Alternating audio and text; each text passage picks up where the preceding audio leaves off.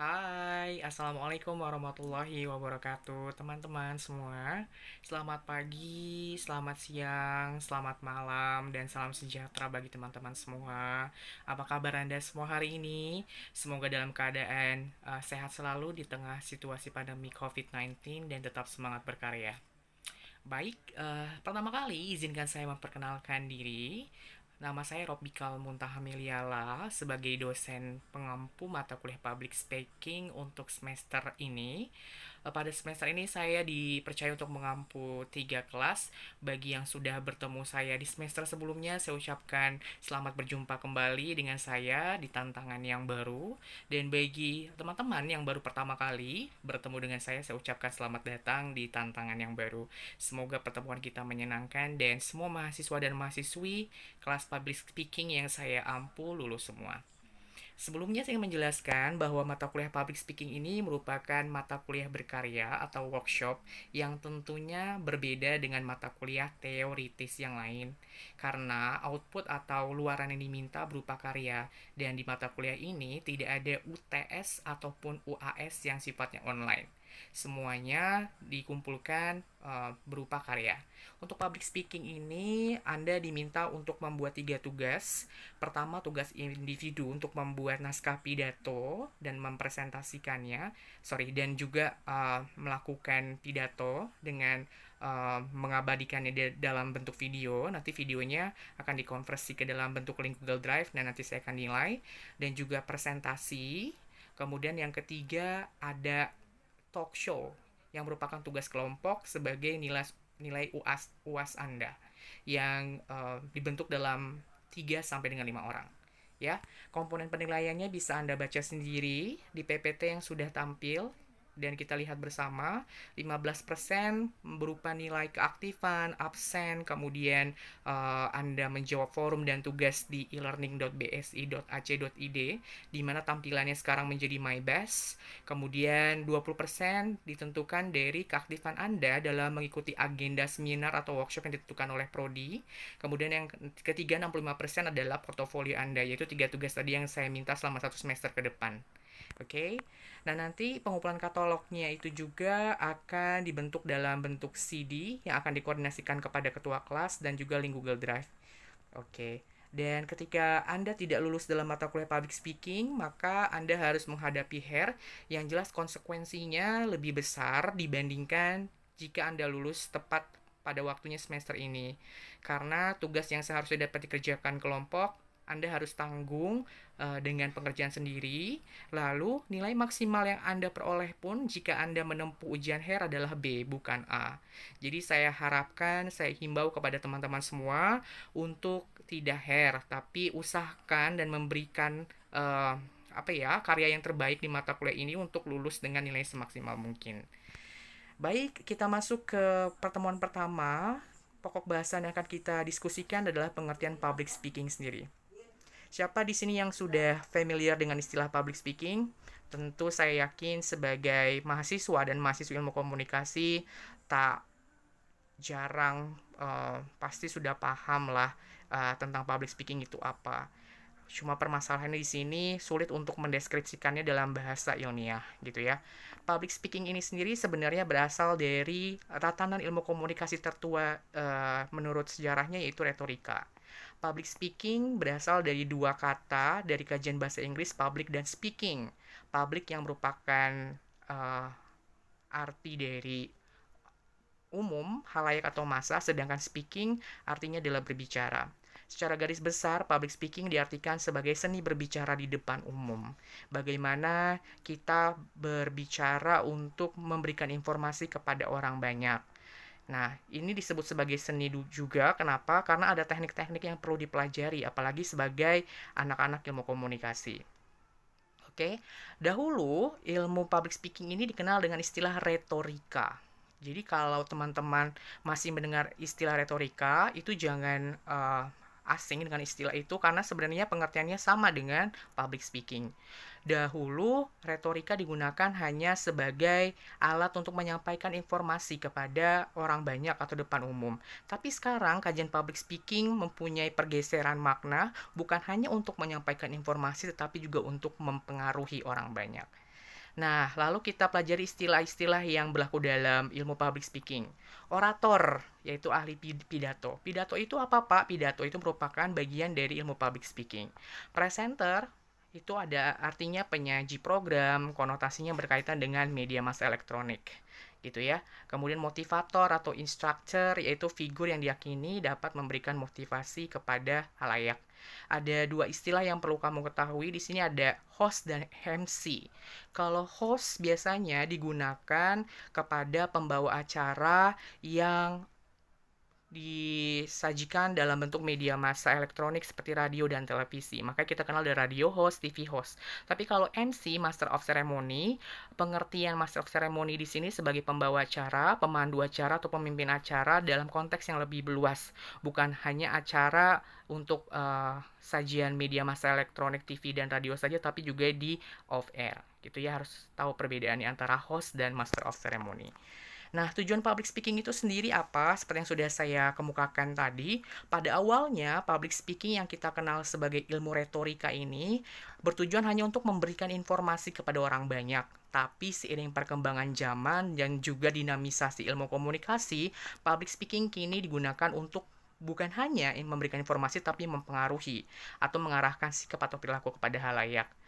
Kemudian tujuan public speaking sendiri adalah untuk menyampaikan atau berpartisipasi kepada suatu pembangunan di negara atau organisasi gitu. Nah, jenis-jenis public speaking apa aja? Kita lihat di sini ada pidato atau speech, kemudian pemaparan, explanation, ada promotion, ada lobby atau mempengaruhi, ada presentasi yang gunanya untuk menyampaikan gagasan, ada negosiasi yang akhirnya bertujuannya untuk mencari kata kompromi, ada argumentasi, dan juga ada pendadaran atau ilmiah. Kita masuk ke pidato atau speech yang nantinya akan menjadi tugas pertama Anda untuk membuat naskah pidato dan juga mempraktekannya dengan memvideokannya. Pidato itu ada 4 jenis, tapi di sini akan kita bahas terlebih dahulu ada pidato yang dengan teknik menggunakan teks, tanpa teks gitu ya. Isinya ringkas to the point, kemudian pidato itu disusun dalam skematis tertentu dari sambutan atau greeting, kemudian pengantar, kemudian isi lalu penutup atau closing. Nah, isi berkaitan dengan tema acara pada saat penyampaian pidato itu karena lagi-lagi pidato disampaikan sesuai konteksnya. Kita berbicara dalam rangka apa gitu ya. Misal di dalam rangka merayakan hari raya kemerdekaan Republik Indonesia kah, atau sebagai ketua Badan Eksekutif Mahasiswa kah, atau sebagai ketua panitia pensi kah, dan lain sebagainya. Jadi isi pidato pastinya berbeda-beda antara satu dengan yang lain tergantung konteks untuk apa kita berbicara dan di mana kita berbicara. Nah, ada istilah lain yaitu pemaparan atau explanation. Perbedaannya dengan pidato adalah kalau pemaparan lebih menggunakan alat bantu seperti layaknya PowerPoint template atau PPT dan juga alat bantu lainnya. Nah, berbeda dengan pidato, kalau pemaparan ini mempunyai tanggung jawab yang lebih berat lagi karena selain untuk menginformasikan, dia juga harus menjelaskan dari fakta-fakta yang diangkatnya untuk berbicara di depan umum. Dan pada pemaparan ini juga dimungkinkan disertai tanya jawab antara pembicara dengan penontonnya. Lalu ada promotion. Lalu perbedaannya promosi dengan pemaparan apa, Pak? Kalau promosi tujuannya jelas untuk mempromosikan, memperkenalkan produk barang atau jasa yang kaitannya nggak jauh-jauh dari kegiatan jual beli atau marketing atau memasarkan. Sebagai contoh, ketika kamu sering nonton TV shopping MNC channel, itu juga termasuk salah satu bentuk kegiatan public speaking promosi yang dilakukan di media televisi ya. Jadi gradasi intensitasnya sangat jelas sekali, sangat mempersuasif audiensnya untuk membeli barang yang diperkenalkannya atau diperdagangkannya ya. Kemudian selanjutnya lobby. Lalu kalau lobby itu apa? Lobby itu identik dengan dunia politik karena memang lobby sendiri diperkenalkan di dunia politik yang sebenarnya berarti pertemuan santai yang sifatnya informal gitu ya, ngobrol-ngobrol, pendekatan dan penjajakan. Lobby itu diambil dari kata lobby. Kalau kita lihat kamus umum bahasa Indonesia yang artinya ruang tunggu gitu ya, ruang ngopi-ngopi gitu ya. Nah, itu kita artikan secara epistemologi dan definitif lobby diartikan sebagai pendekatan kepada seseorang secara persuasif yang sifatnya lebih informal atau lebih santai gitu. Nah, selanjutnya ada presentasi. Nah, presentasi itu menyampaikan gagasan ini hampir sama seperti yang kedua tadi yang sudah saya jelaskan, yaitu pemaparan ya. Presentasi ini juga membutuhkan alat bantu seperti PowerPoint template atau alat alat bantu lainnya, audio visual lainnya, bentuk film dan lain sebagainya. Ya, kemudian bahasa yang dimengerti oleh kedua pihak, baik komunikator maupun audiens, menyertakan penjelasan yang sering kali bersifat analog maupun konotatif. Jadi, perbedaan antara presentasi dan pemaparan, kalau presentasi sifatnya lebih resmi, sedangkan kalau pemaparan bisa resmi maupun informal. Sedangkan kalau negosiasi itu adalah salah satu bentuk aplikasi public speaking keberlanjutan dari lobby. Biasanya sebelum kita berunding gitu ya, merundingkan sesuatu untuk mencapai kesepakatan diawali dengan penjajakan atau pendekatan terlebih dahulu yang kita sudah bahas sebelumnya itu lobby. Nah, tahap selanjutnya adalah negosiasi ketika kita bertemu dalam keadaan lebih formal. Jadi bukan informal lagi tapi lebih formal. Perundingan sesuatu untuk mendapatkan kata kesepakatan gitu ya. Saling takar menakar gitu ya, tawar menawar supaya dapat menguntungkan kedua belah pihak gitu ya. Itu disebut sebagai negosiasi. Kadangkala negosiasi ini juga diperlukan kehadiran moderator untuk memperoleh jalan tengah yang terbaik ketika model negosiasi yang dipilihnya adalah kompetitif. Karena ada secara garis besar ada dua model negosiasi yang perlu kamu ketahui, model kooperatif dan model kompetitif. Model kooperatif adalah ketika negosiasi melibatkan dua negosiator atau lebih untuk mencari titik tengah yang saling menguntungkan gitu ya, idealnya seperti itu. Tapi ada kalanya model negosiasi dengan gaya kompetitif, yaitu di mana perundingan itu dihadiri oleh dua negosiator atau lebih, tetapi dengan tujuan untuk saling menguntungkan satu pihak saja.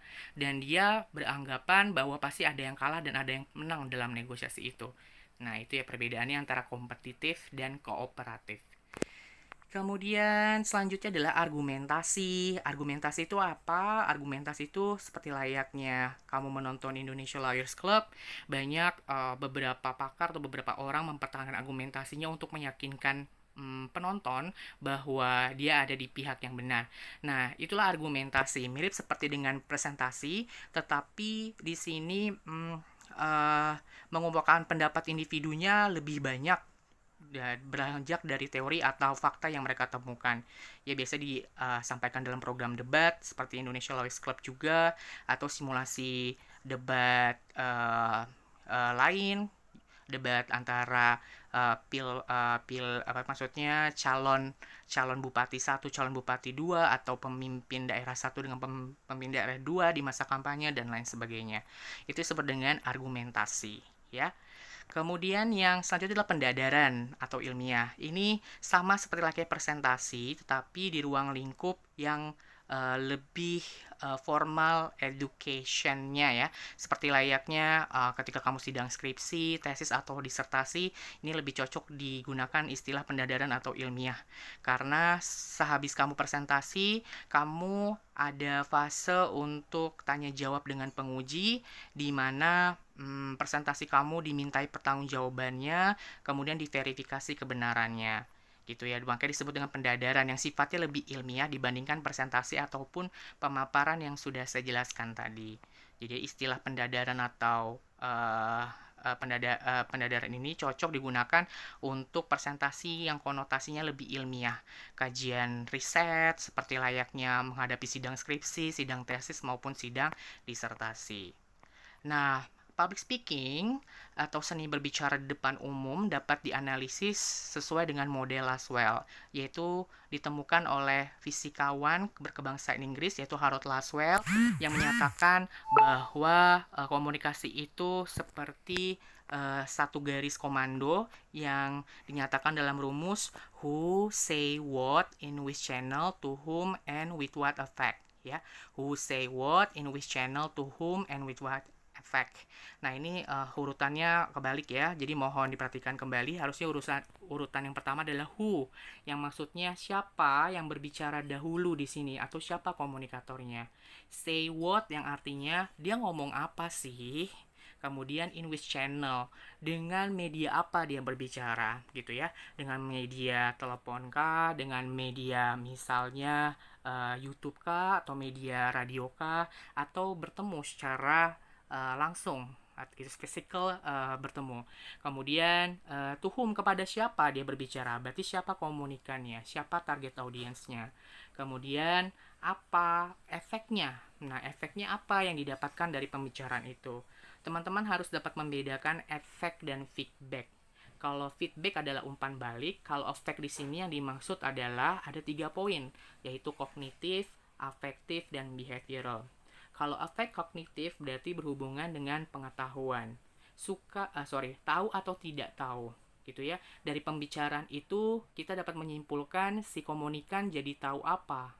Kemudian efektifnya, afektifnya. Afektif di sini adalah rasa suka dan tidak suka. Dari pembicaraan itu si komunikan menjadi suka atau tidak suka kepada komunikator.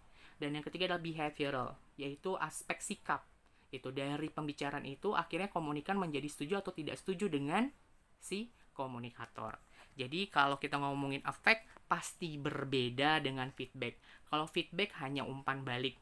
Contoh dari feedback adalah misal saya Robi mengajak salah satu mahasiswa saya yang bernama Rina berbicara, "Hai, apa kabar Rina?" Lalu Rina menjawab, "Alhamdulillah baik Pak kabar saya." Alhamdulillah baik kabar saya itu disebut dengan feedback atau umpan balik. Tapi bukan efek gitu.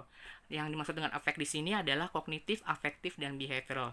Dari pembicaraan yang dimulai oleh Robi sebagai komunikator, lalu si Rina dapat apa aja di sini efeknya. Dilihat dari kognitif, pengetahuannya, afektif, perasaannya, kemudian behavioral, yaitu sikapnya.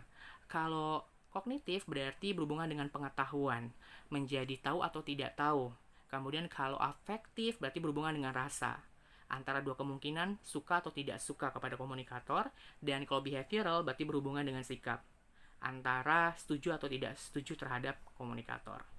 Begitu teman-teman penjelasan untuk pertemuan ini. Semoga dapat dipahami walaupun 2 SKS tapi dengan tuntutan tugas 3 tadi yang sudah saya sebutkan, membuat naskah pidato dan mempraktekannya, membuat naskah presentasi dan juga mempraktekannya, dan juga tugas talk show yang dibentuk dalam kelompok dalam jumlah 3-5 orang.